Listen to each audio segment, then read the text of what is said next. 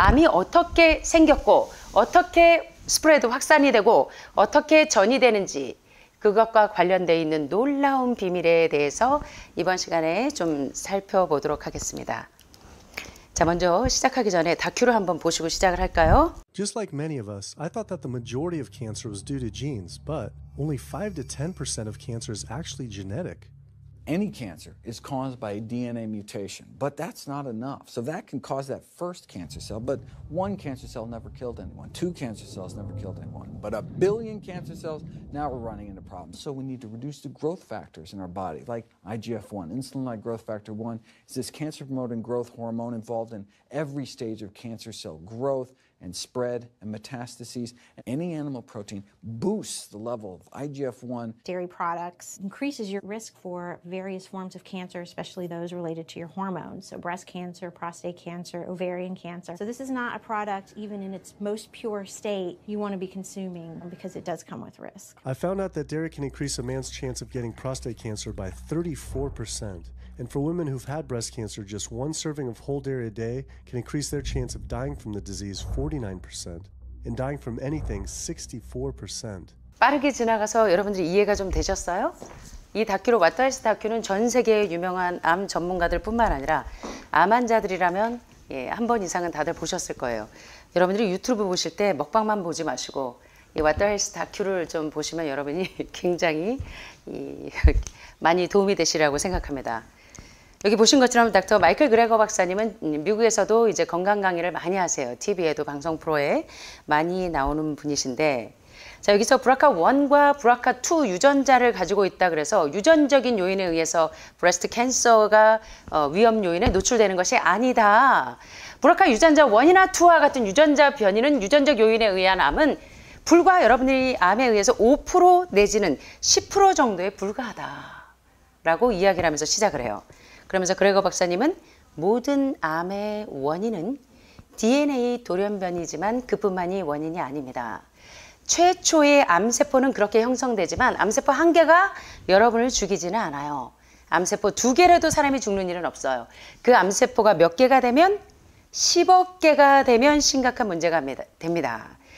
그래서 따라서 인체 내 암세포 증가 요인이 무엇인지를 알아야 여러분들이 암이 재발되거나 스프레드, 아까 메타스테시스, 어떻게 해서 암이 성장이 되고 어떻게 해서 암이 전이가 되고 어떻게 해서 암이 재발되는지 그 인체 내 암세포 증가 요인을 찾아내서 그것을 제한하고 줄여줘야 여러분들이 암에서 근본적으로 레디컬 리미션 상태가 들어갈 수 있는 거예요. 자, 그런데 그레거 박사님은 뭐라고 얘기하냐면, 예를 들어 인체 내 암세포 증가 요인이 뭐냐면 인슐린 유사 성장인 인슐린 그로스 팩터 1의 약자인, 우리 한번 해볼까요? 자, 인슐린 유사 성장인자, 이거 당뇨 환자에게만 해당되는 게 아니죠.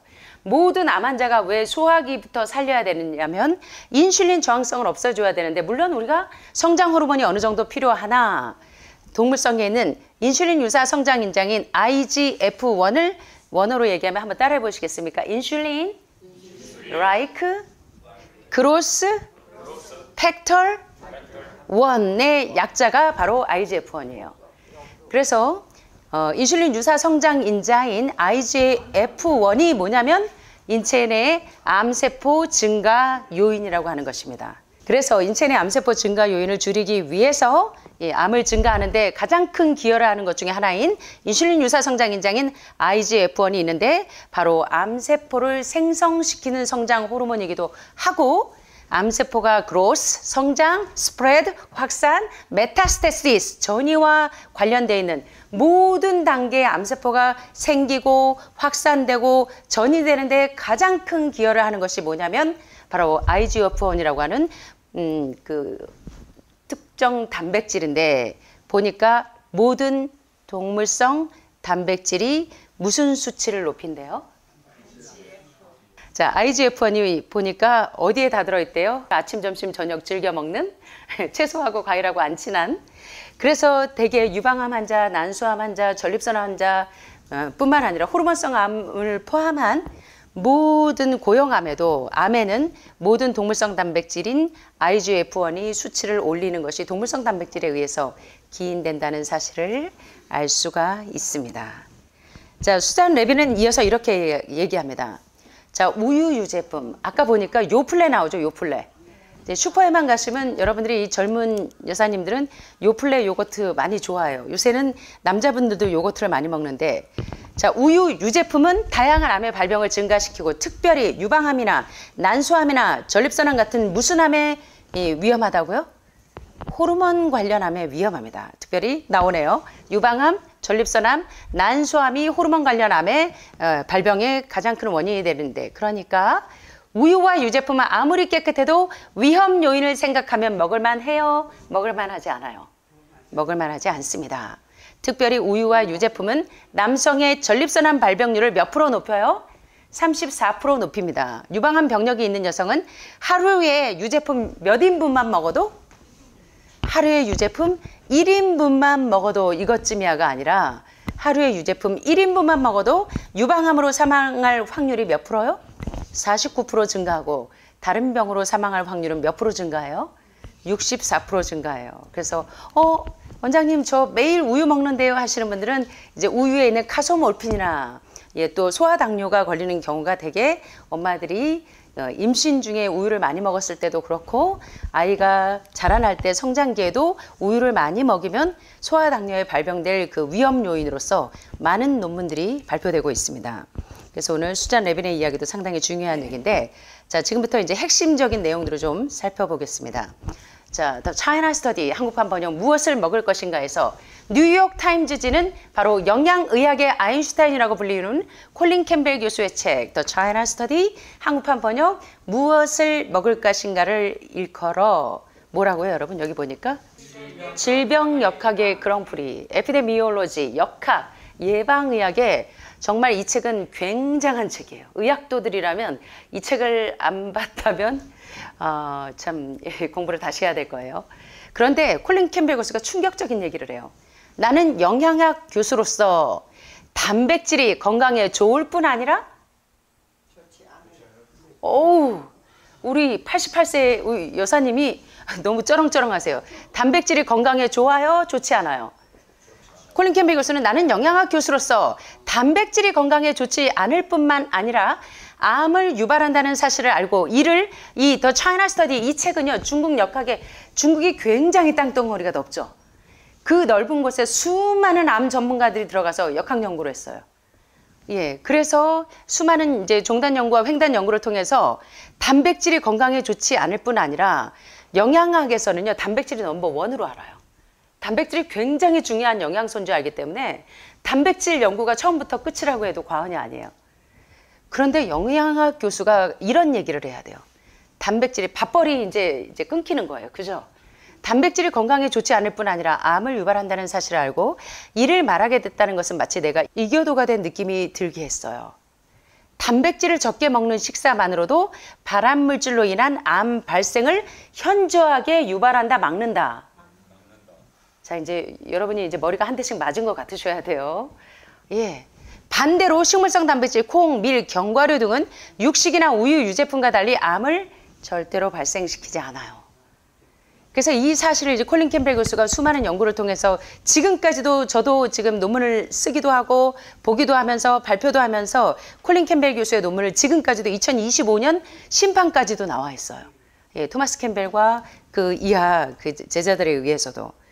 그래서 이것은 대단히 이제 대단한 연구인데요. 자, 이 연구 내용을 하시면 여러분은 이번 한 시간에 이 최고로 이 학문의 이 경지까지 도달하실 수가 있는데 잘 들어보세요.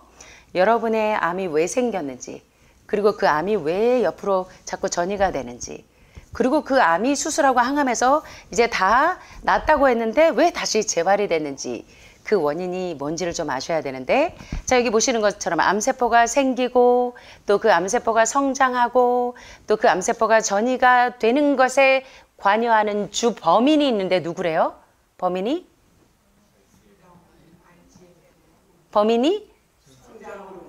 IGF-1. 예, IGF-1이 뭔지 아시죠? 인슐린 라이크 그로스 팩터 1이라고 하는 인슐린 유사 성장인자 1이 암이 생기게도 하고 암이 성장하게도 하고 암이 전이되기도 하는 범인이라는 거예요. 자, 한번 볼까요? 성장 호르몬이 계속적으로 나오면 어느 정도 IGF-1은 필요해요. 우리가 성장하는데. 그러나 이 성장 호르몬이 계속 나오게 되면 비정상적인 성장을 하면 암세포가 생기기도 하고 성장하기도 하고 전이를 촉진하는 문제가 생기는 것으로 밝혀졌는데요. 특별히 여러분들이 좋아하시는 삼겹살, 돼지고기, 제육볶음, 저 고기 안 먹어요 하시면서 오리고기 드시면서 오리발 내미시고, 자, 그런데 이 육식이 유방암과 전립선암 등 여러 암을 유발하는데 왜 고기를 먹으면 암에 잘 걸릴까요? 그 이유는 동물성 단백질은 혈중 암세포를 성장하게 하는 호르몬인 인슐린 라이크 그로스 팩터 1이라고 하는 인슐린 유사 성장인자라는 물질을 많이 생산하기 때문에 그런데, 자, 최근 미국에서 50에서 65세의 남자와 여자 무려 60명도 아니고 600명도 아니고 몇 명? 6,000명을 대상으로 18년 동안 팔로우업을 해봤어요. 와우. 1년도 아니고 몇 년이요? 18년을 추적조사. 저도 지금 몇 년 하는 것도 힘들어 죽겠는데 18년을 추적조사한 결과 육식, 즉 동물성 단백질, 닭고기, 소고기, 오리고기 등등 동물성 단백질을 많이 먹는 사람에게서 사망자가 몇 프로가 더 증가해요? 무려 75%가 더 증가했고, 암으로 죽을 확률은 몇 배가 증가해요? 4배가 증가했습니다. 특별히 동물성 지방과 콜레스테롤도 문제지만 육식으로 인한 동물성 단백질 섭취의 문제라는 사실을 잘 말해준다고 하버드나 존스 홉킨스의 여러 대학의 통계를 내놓은 책이 바로 김평훈 박사의 기적을 낳는 온전한 채식이라는 책에 이 논문의 페이지 수들이 다 나와 있어요. 그걸 여러분들이 찾아보시면 알겠지만 이거는 보통 연구가 아니에요. 자, 그래서 이제 계속적으로 이 내용들을 좀 보겠습니다. 자, 여러분들이 암에서 해방되시려면 암이 어떻게 생기는지 그 과정을 분명히 이해해야 돼요. 그리고 암세포와 정상세포의 차이점이 무엇인지를 알아야 여러분들이 이길 수가 있어요. 예. 자, 암세포를 네크로시스, 괴사시키고 고사시킬 수 있는 방법을 설명하고 있는데 이 내용은 김평훈 박사의 기적을 낳는 온전한 채식이라는 책에 보시면 거기 수많은 논문들로 입증한 자료가 있는데요. 자, 우리 몸에 호시탐탐 침입하는 병균을 어떻게 죽일까요? 어떤 혹자는 암세포를 곰팡이균이라고도 하고 하는데 이 곰팡이의 특수한 세포벽을 공격하여 죽이는 항진균약을 만들어 쓰는데 항생제는 세균만은 죽이는 약을 찾아 만들어서 사용을 합니다. 그런데 암세포는 달라요, 공식이. 우리 자신의 세포이기 때문에 이런 방식으로 공략하면 안 돼요. 왜냐하면 암세포를 죽이려다가 정상세포를 대량으로 죽일 수 있기 때문에요. 자, 따라서 암세포를 죽이려면 어떻게 해야 되냐면 암세포와 정상세포의 차이점이 뭔지를 알아야 돼요. 1974년에 처음으로 암세포와 정상세포 사이에 분명한 차이점을 발견했는데 차이점은 바로 뭐냐면 사람의 암세포는 철저히 메띠오닌에 의존한다는 건 뭐냐면 메띠오닌에 의해서 생기고 메띠오닌에 의해서 크고 메띠오닌에 의해서 재발되고 전이 된다는 얘기입니다. 자, 암세포와 정상세포에 뭐가 다른 것 같으세요? 자, 정상세포는 이 핵이 적당히 세포 분열이 되고 나면 세포가 손상이 되면 아포토시스, 세포 자살 명령을 내려서 야, 너 망가지고 찌그러졌네, 손상됐네, 넌 병들었으니까 넌 죽어야 돼 하면 세포 자살 명령, 오토파지 명령을 받고 스스로 죽이고 더 이상 세포를 복제하지 않는 게 정상세포예요. 자, 암세포는 보니까 어때요? 세포가 손상된 세포가 계속 어떻게 해요? 말을 안 들어. 1개에서 2개수, 2배수로, 2개에서 4배로, 4배에서 8배로. 지난 시간에 우리 공부하셨죠? 암세포 10억 개가 되니까 1cm 되는데 그렇게 되는데 자, 보니까 계속 얘가 손상됐는데도 정상세포처럼 세포 자살 명령을 받고 망가졌기 때문에 죽어야 되는데 암세포는 죽지 않고 지금 뭐 하고 있어요? 뭐 하고 있어요? 세포 분열, 번식? 예, 세포의 정확한 명칭으로는 세포 분열을 계속하고 있어요. 이것을 일컬어 모르시다 게이츠 박사의 유명한 그 암의 기전에서 설명하기를 암세포는 브레인 커맨드, 뇌의 명령을 받지 않는다. 세포 자살 명령을 받지 않고 지가 손상되고 병들었는데도 지가 망가진 걸 모르고 계속적으로 지와 똑같은 손상된 세포를 계속 찍어내는 게 암세포의 특징이에요. 암세포는 뇌의 명령을 받지 않는다. 그래서 be out of control cellular division, 통제할 수 없이 뭐 하고 있어요? 세포 분열을 일으키면서 계속 지와 똑같은 망가진 세포를 복제하는 게 암세포의 차이점인데, 이렇게 암세포가 되는 데는 반드시 암세포가 메티오닌에 의존해서 세포 명령을 받지 않고, 세포 자살 명령을 받지 않고 계속 지와 망가진 세포를 찍어낸다는 거예요. 자, 이거 보시면 놀라워요. 이 도표만 여러분들이 이해를 잘 하신다고 하면 여러분들이 암의 증식을 바로 멈추실 수가 있어요. 자, 뭐냐면, 자, 여기 보니까 정상적인 유방암 세포고요. 여기는 백혈병 루케미아 세포인데 차이점이 있어요. 예, 우리 조금 전에 암세포와 정상세포의 차이점 기억나시죠? 뭐였어요? 암세포는 뭐에 의존한다? 메티오닌에 의존한다.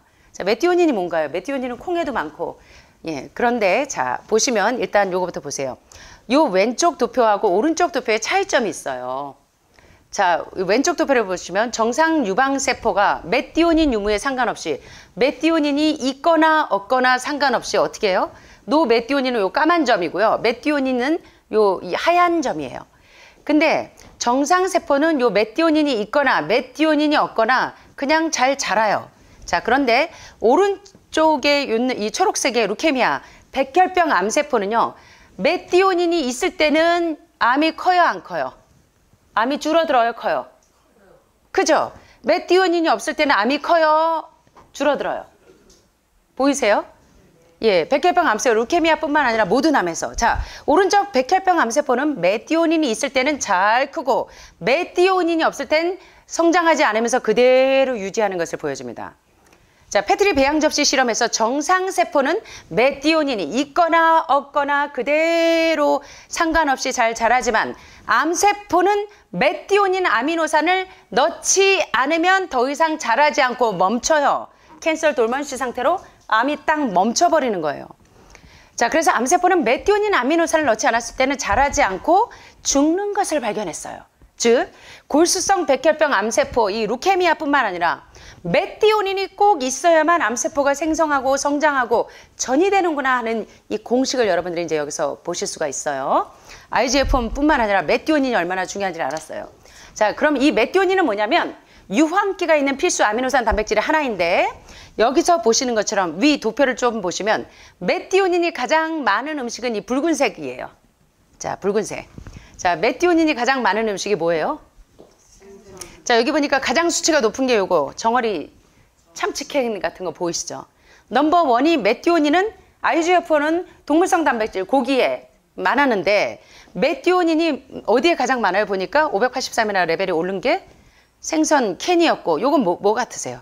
넘버 원이 메티오닌이 넘버 원이 뭐였어요? 생선이고, 넘버 2가 닭고기, 넘버 3가 계란. 알 깨고 나오네요. 새는 알을 깨고 나온다. 어디서 보신 책 내용이죠? 예. 그 다음에 뭐였어요? 소고기. 그 다음이 뭐예요? 우유예요. 자, 메티오닌 여러분의 이제 암을 성장시키고 생성하고 전이시키는데 어떤 순서대로 여러분 몸에서 암이 증식하는지를 보시라는 거예요. 그런데 메티오닌이 적당량은 있어야 돼요. 특별히 콩이나 밀로 만든 빵이나 채소, 견과류, 과일에는 메티오닌 수치가 다 100 이하예요. 아주 우리 몸에 꼭 있어야 될 만큼의. 자, 그래서 적은 양이지만 메티오닌이 다 들어있는데, 메티오닌 하면 무조건 암을 유발하는 특정 단백질 넘버 1은 IGF-1, 넘버 2는 메티오닌, 이렇게만 여러분들이 공식을 잡고 계시지 마시고, IGF-1도 적당량은 필요하고 메티오닌도 적당량은 필요하나 채소나 과일은 다 들어있는데, 동물성 단백질과 지방에는 그게 너무나 과잉으로 오버되니까 고기를 많이 먹는 사람에게서 특별히 대장암이나 유방암이 많이 발생한다는 통계는 바로 뭐 때문에 그렇다고요?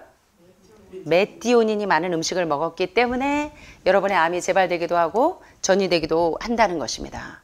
자, 그런데 이 재밌는 도표를 좀 보세요. 이 도표를 보시면 붉은 고기를 얼마나 자주 먹느냐에 따라서 대장암 발병 위험률을 보여주고, 또 요 아래 도표는 고기를 거의 먹지 않거나 가끔 먹는 여성에 비해서 고기를 매일 먹는 여성들의 유방암 발병률이 무려 몇 배나 높아요. 여기 보니까.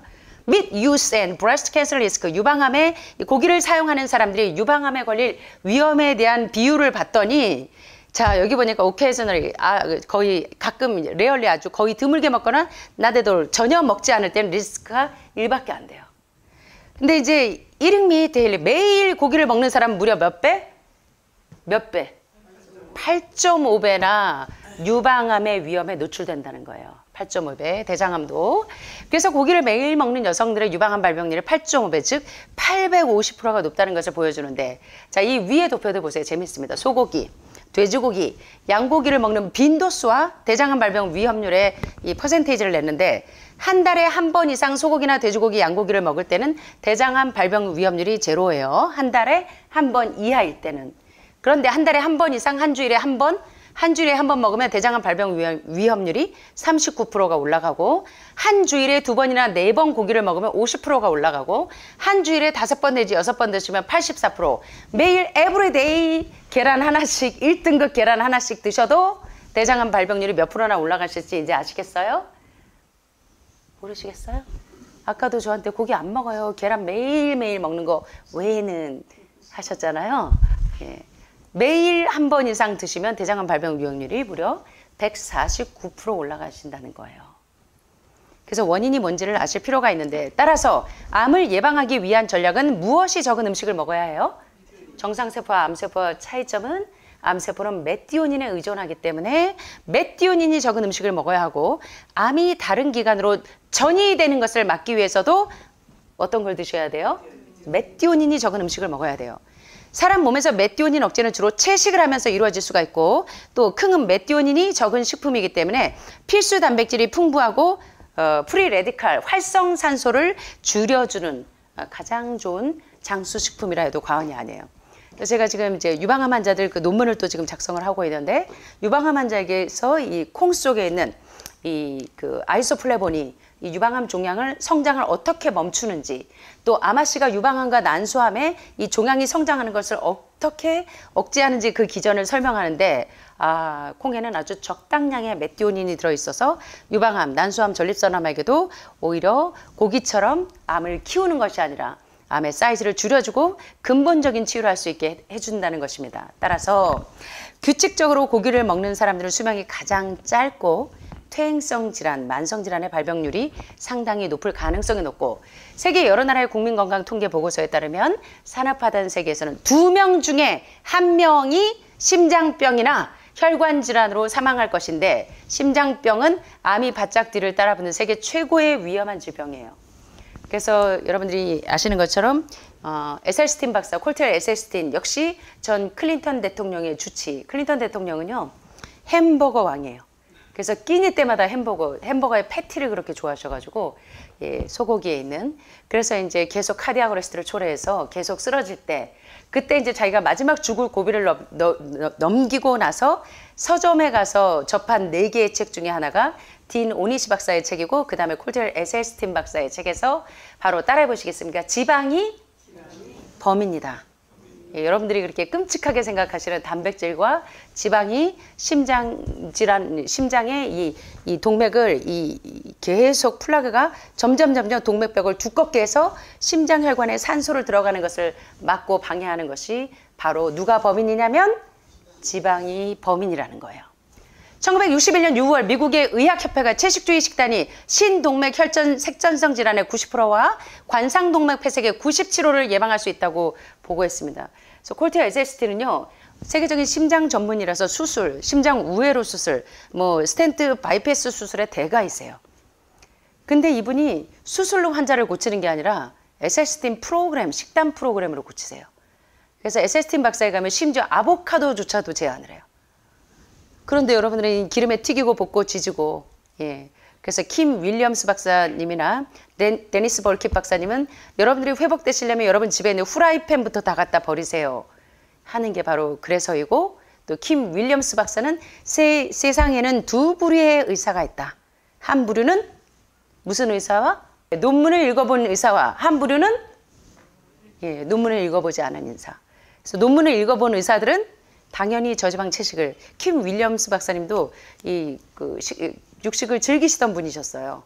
근데 논문을 쓰시면서 동물성 단백질과 지방이 우리의 심장에 스텐트나 바이패스를 해야 될 만큼 혈관벽을 좁아지게 하면서 모든 심장 질환의 원인이구나 하는 걸 아신 것처럼, 콜텔 에셀스틴도 관상동맥이 97%를 예방할 수 있으려면 심장의 수세미처럼 들어가서 채소와 과일의 그 섬유질이 심장혈관이 막히는 것을 예방할 수 있다고 이야기합니다. 그래서 저지방 채식주의 식단을 선택하면 심장병을 거의 근절할 수 있음을 의미하는데 바로 콜트 에세스틴 박사의 지방이 범인이라는 책에 이제 소개되어 있는 내용들입니다.